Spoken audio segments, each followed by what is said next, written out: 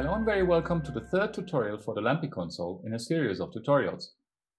In this tutorial, we will actually begin using the console and explain the basics of working with show files.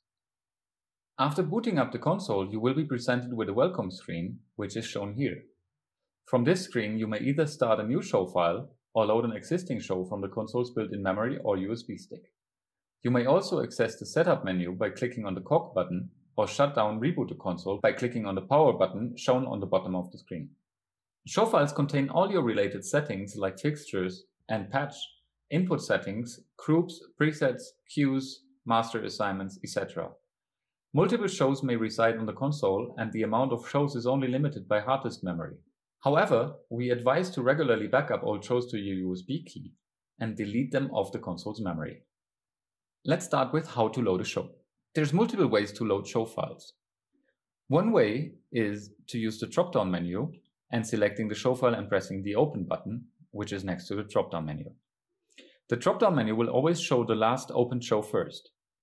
Another way is to use the Browse Shows button, which will list all shows on the console. Here you can also import a show from USB by clicking on the Import Show button. As we did not start to create a show file just yet, let's create a new show. We may do so by clicking on the Create New Show button. Now the console will ask for a name of the show. You can either enter the name using the on-screen keyboard or by using an external USB keyboard and just typing the name. Let's call this one Lampy Tutorials. When you're done with entering the name, press the Enter button. Now the console will show a quick start guide, giving you a quick tour through the user interface. This is basically explaining what I explained in the previous tutorial. So in this case, let's click on No Way. Now, as it's an empty show file, the console brings us to the patch window where we can start by adding fixtures. In this tutorial, we will keep looking at the setup menu and options related to show files.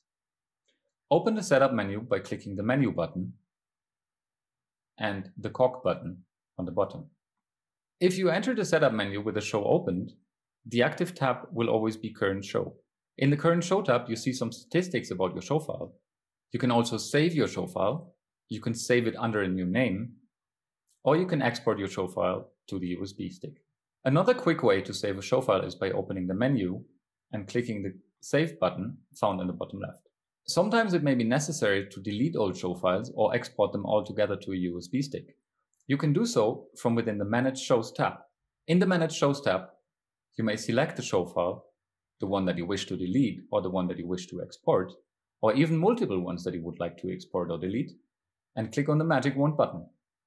This opens the Manage Shows Actions menu. From within the Manage Shows Actions menu, you can create a new show, delete the selected show, open the selected show, import shows from your USB stick, or export shows to your USB sticks. Whenever you export or import a show to your USB stick, a folder show tag will be created on your USB key. You may find show files within the shows folder inside the show tag folder on your USB stick.